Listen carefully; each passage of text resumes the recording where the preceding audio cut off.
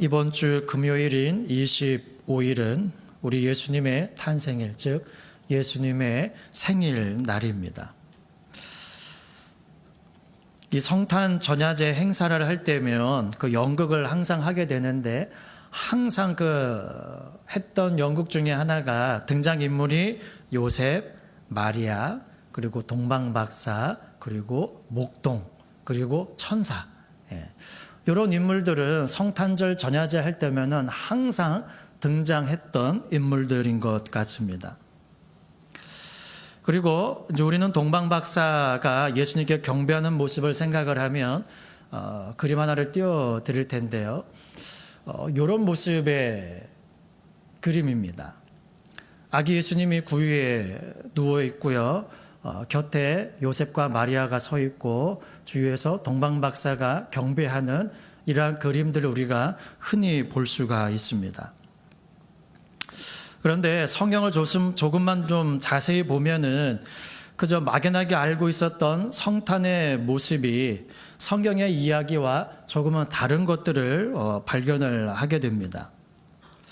먼저 이 동방박사들은 유대인들이 아닌 이방인들입니다.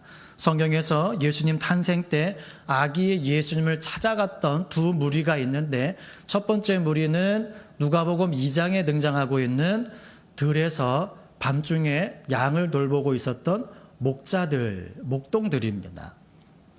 그리고 또 한 무리는 오늘 읽은 마태복음 2장에 등장하고 있는 동방박사들 뿐입니다. 그 외에는 성경에서 말을 해주고 있지를 않습니다.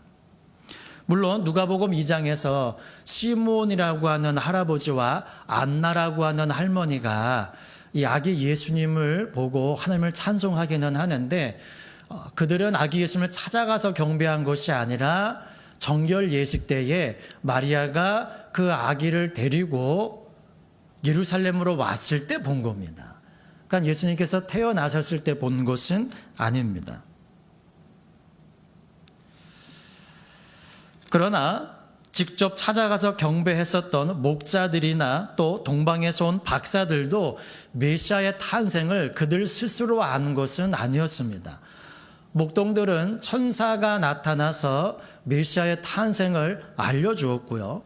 동방에 있었던 이 박사들이라고 하는 사람들은 별을 연구하다가 왕의 탄생을 알리는 별을 보고 찾아온 것입니다.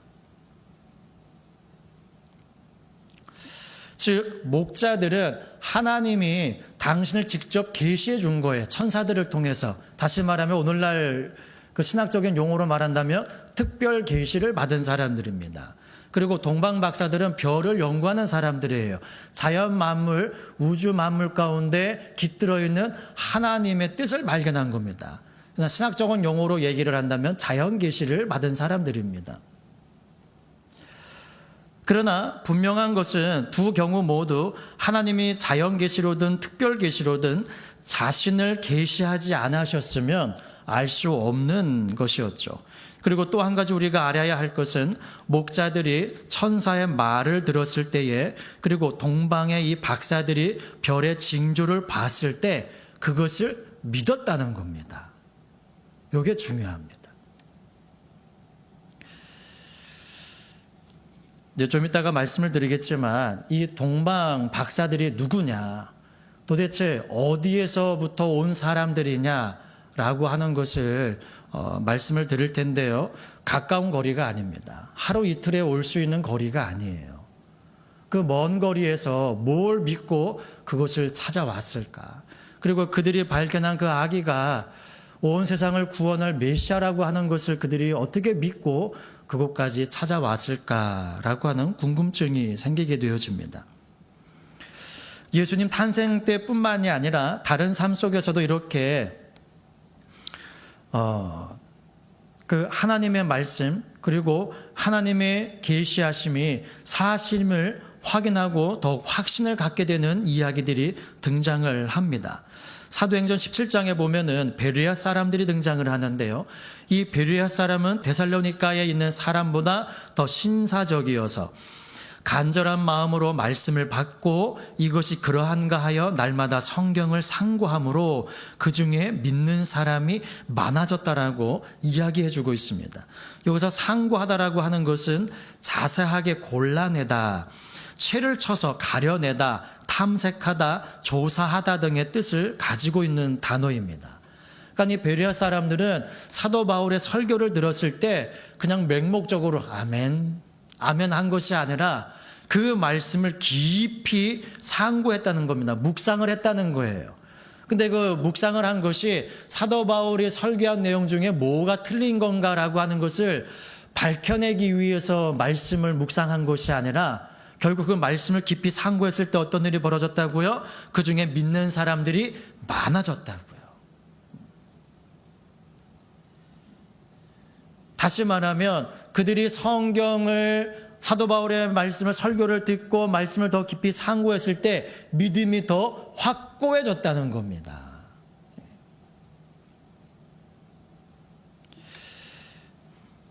우리도 하나님의 말씀을 들을 때에 그냥 맹목적으로 뜻도 의미도 알지 못하고 아멘 하는 것이 아니라 참된 마음의 고백으로 아멘 할 수 있고 그것이 우리의 믿음의 확신이 더해져서 시간이 흐르고 예배를 드리면 드릴수록 더욱더 견고하게 서서 흔들리지 않냐는 그러한 믿음에 서 있는 저와 여러분 모두가 될 수 있기를 예수님의 이름으로 축복합니다.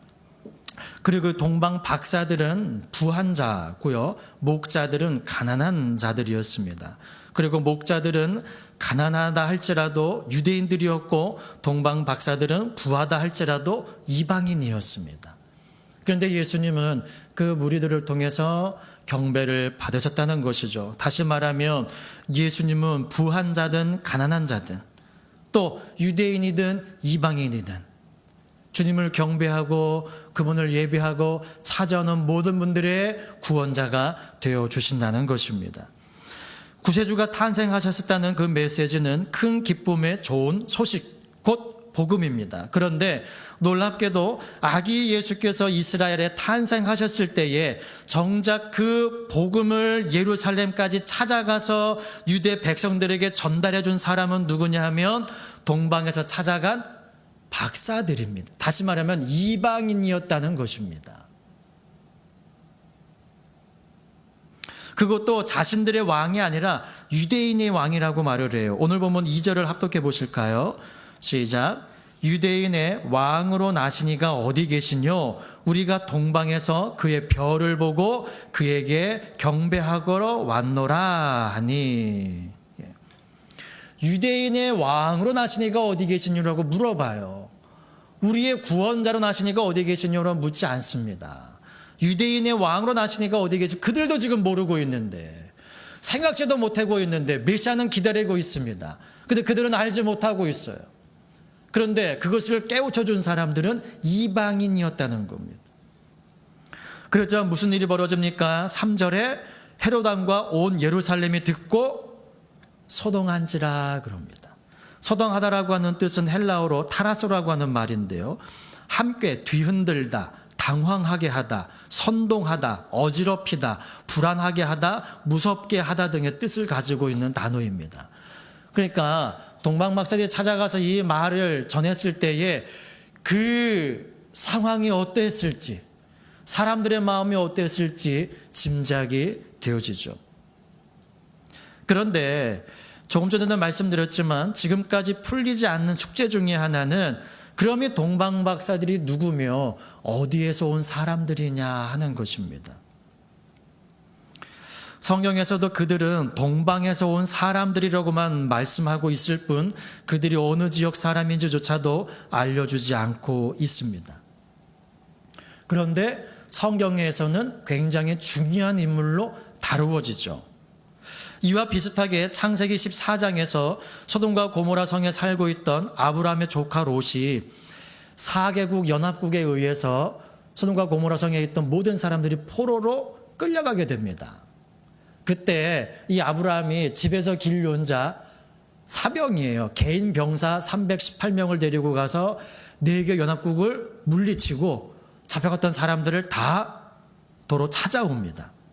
근데 그 싸움이 끝나고 돌아오는데 소돔 왕이 사회 골짜기 곧 왕곡에 나와 그를 영접하였고 살렘 왕 멜기세덱이 떡과 포도주를 가지고 나왔으니 그는 지극히 높으신 하나님의 제사장이었더라라고 기록을 해주고 있습니다. 그런데 이 살렘 왕 멜기세덱이 누군지, 살렘이 어디인지 성경에 분명하게 말씀해주고 있지는 않습니다.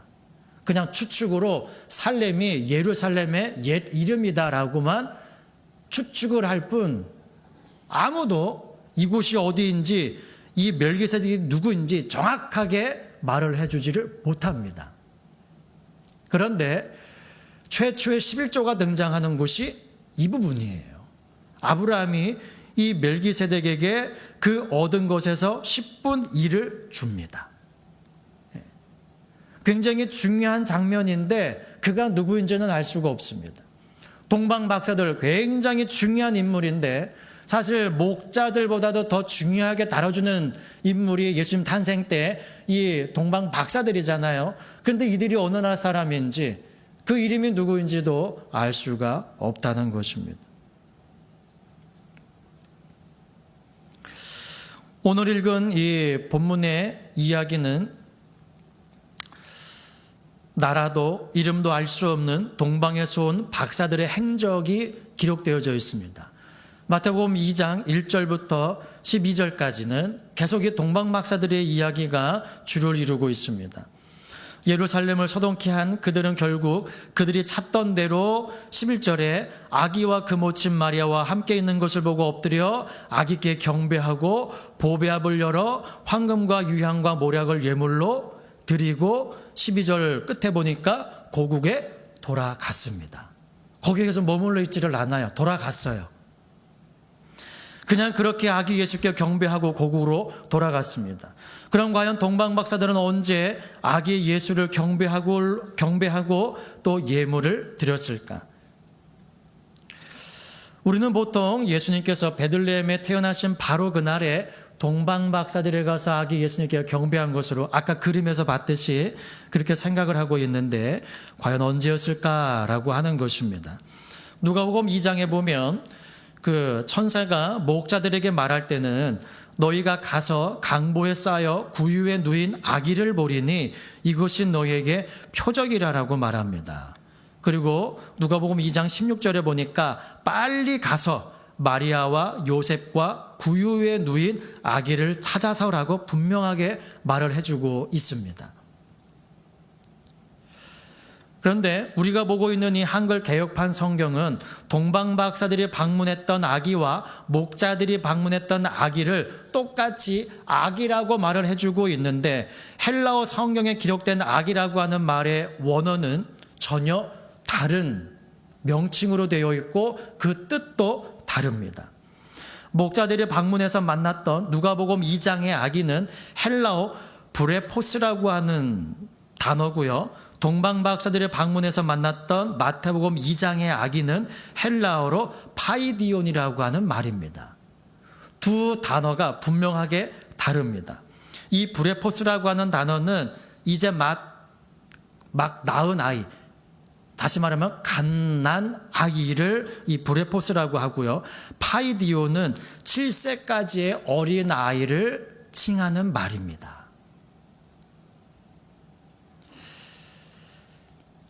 이 신약 성경의 용례를 그 사용처를 살펴보면요. 이 두 단어는 나이의 개념을 분명히 할 때에 더 어리고 덜 어린 아이를 묘사할 때 쓰였다고 합니다. 아기라고 하는 낱말에 대한 헬라 원어의 이와 같은 분명한 차이점으로 미루어 볼 때에 누가복음 2장의 목자들 이야기와 마태복음 2장의 동방 박사들의 이야기는 얼마간의 시간 차이가 있을 거라고 하는 것을 짐작을 해볼 수가 있습니다. 그런데 아까 그 시몬이라고 하는 할아버지와 안나라고 하는 할머니가 예루살렘에서 아기 예수님을 안고 경배했을 때, 찬송했을 때 있죠. 그때에 쓰였던 그 아기는 파이디온입니다. 제가 찾아봤거든요. 파이디온이에요. 근데 그 정결 예식은 예수님의 남자아이잖아요. 그러면 남자아이가 태어나면 레위기서에 40일이 지나면 정결 예식을 행해야 됩니다. 8일 만에 할례를 행하고 40일 지난 다음에 아기 예수님을 안고 예루살렘으로 간 거예요. 40일이 지났는데 벌써 파이디온이라고 기록을 해주고 있습니다.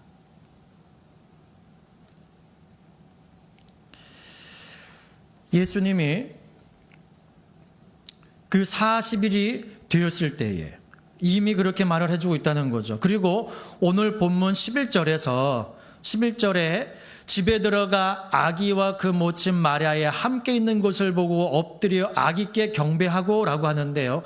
여기 이 아기가 브레포스가 아니고 파이디온입니다.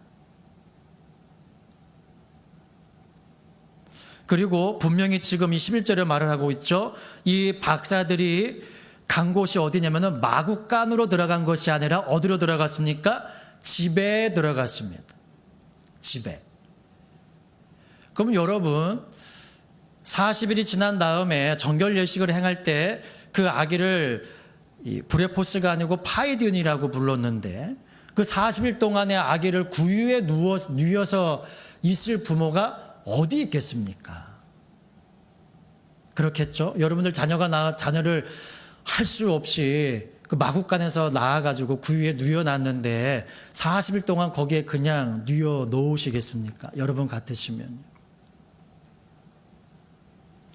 그러기에 어떤 학자는 동방 박사들이 아기께 경배한 곳도 베들레헴이 아닌 갈릴리 나사렛이라고 주장하는 사람들도 있습니다. 왜냐하면 누가복음 2장 39절, 다시 말하면 정결 예식이 끝난 다음이에요. 주의 율법을 조차 이 모든 일을 필하고 갈릴리로 돌아가 본 동네 나사렛에 이르니라 라고 말을 해주고 있습니다.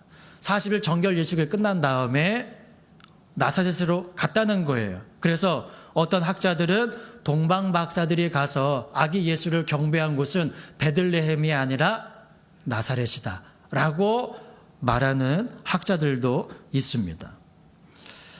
그리고 동방 박사들은 왕의 탄생을 알리는 별을 보고 온 겁니다.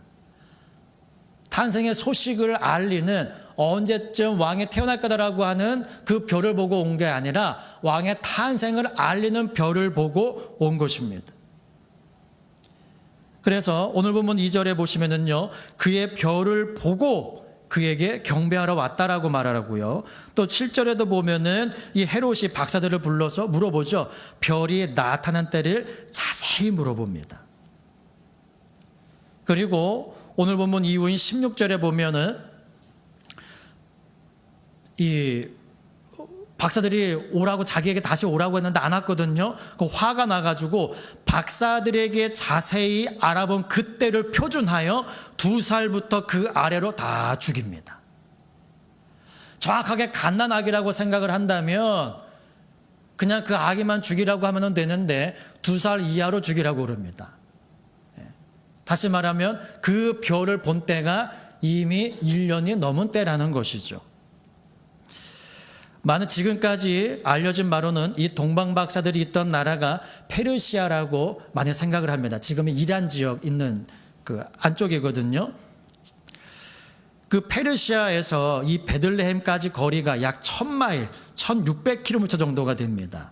근데 이 거리를 그 2차 포로기한 때 7500명 정도가 그 페르시아에서 베들레헴, 유다 지역으로 옮겨지게 됐는데 그때 걸린 시간이 약 4달입니다. 그러니까 이제 동방 박사가 보통 우리가 세 사람으로 알고 있잖아요. 근데 성경에는 세 사람이라고 말해주고 있지도 않습니다. 그냥 드린 예물이 3가지니까는 세 사람이라고 이제 생각을 하는 거죠. 근데 그 사람들의 이제 인연이 많지 않으니까 그냥 3달 정도라고 잡았을 때에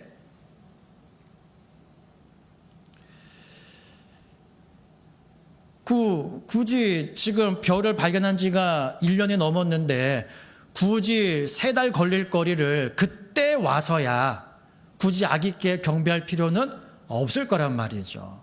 그래서 어떤 학자들이 하는 말 중에 하나가 뭐냐면 동방이 그냥 예루살렘의 이스라엘의 동쪽 지역을 말하는 것뿐이지 어느 거리에 있는지는 이야기해주고 있지가 않습니다. 그래서 한 학자 중에 하는 말 중에 하나가 뭐냐 하면 신라 사람이라고 하는 말까지 있습니다.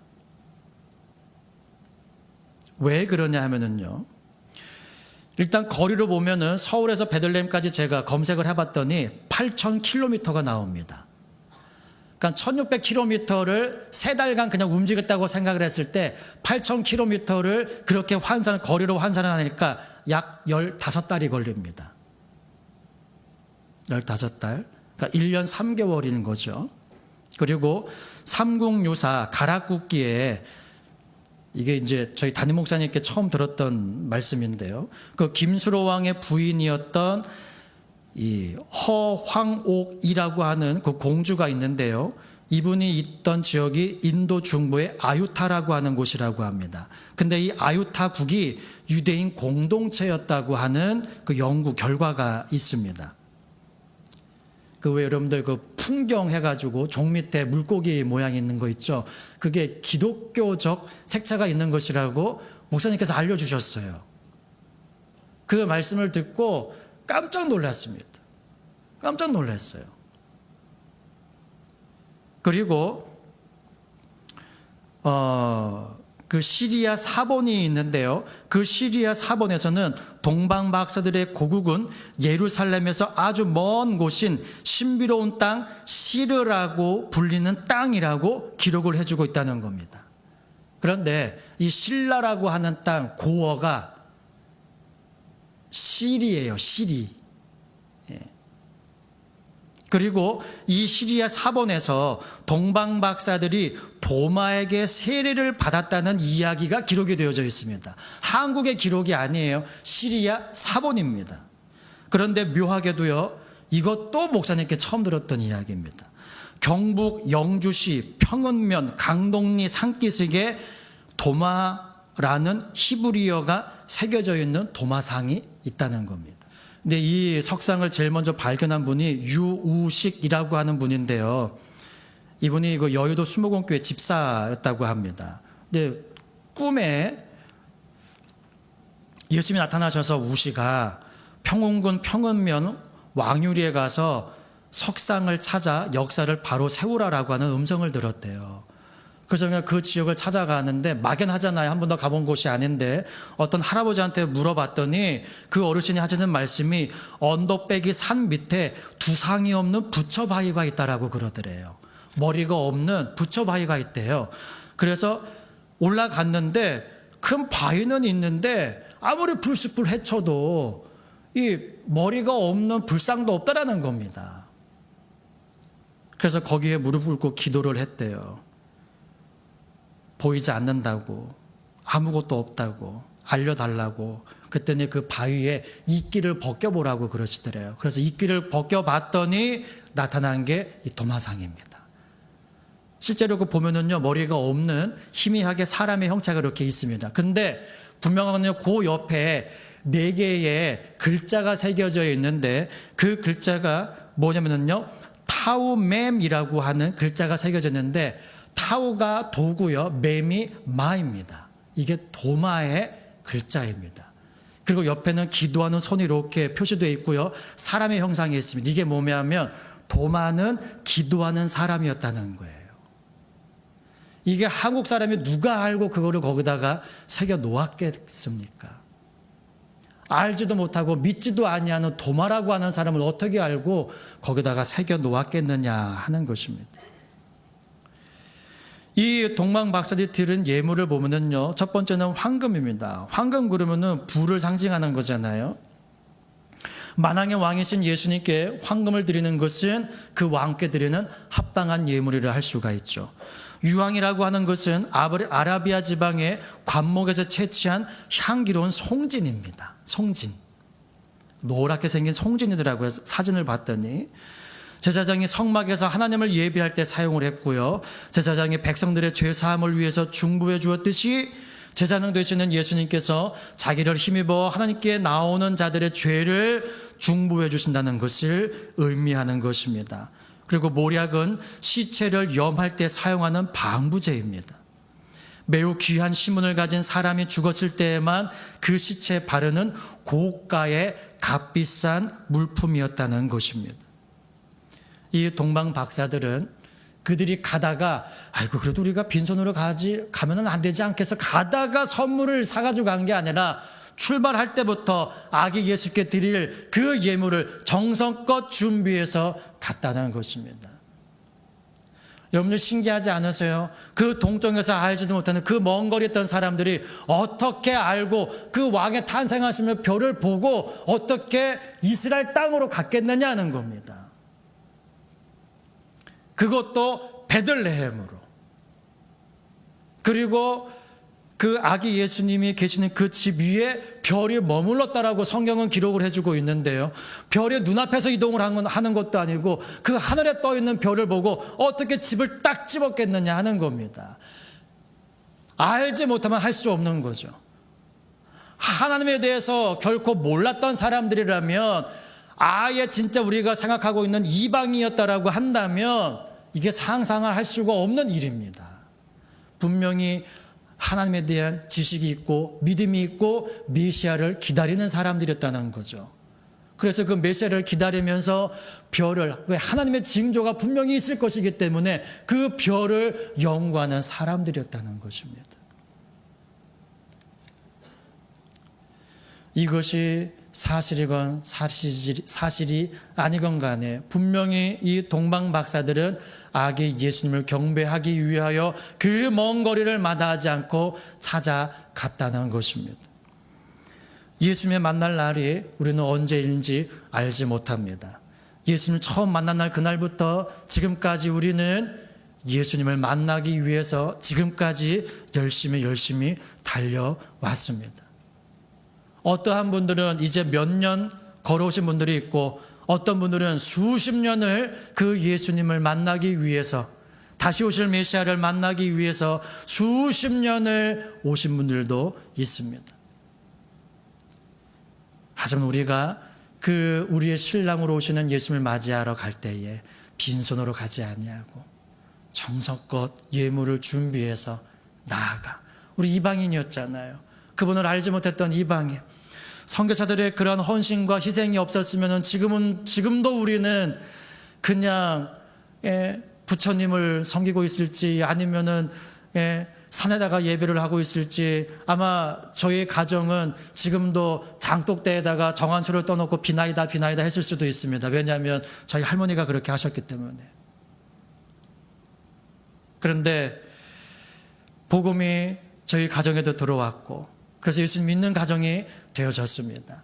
이것이 얼마나 큰 복인지 모릅니다. 사랑하는 여러분, 그날이 얼마나 더 멀지 알지 못하지만 이 동방 박사들이 포기하지 아니하고 그곳에 가서 아기 예수님께 경배했던 것처럼 우리도 포기하지 말고 예수님 만나는 그 자리까지 굳건히 나아갈 수 있기를, 그래서 기쁨으로 그 아기 예수께 경배하게 될 수 있기를, 다시 오실 메시아를 만날 수 있기를 예수님의 이름으로 축복합니다.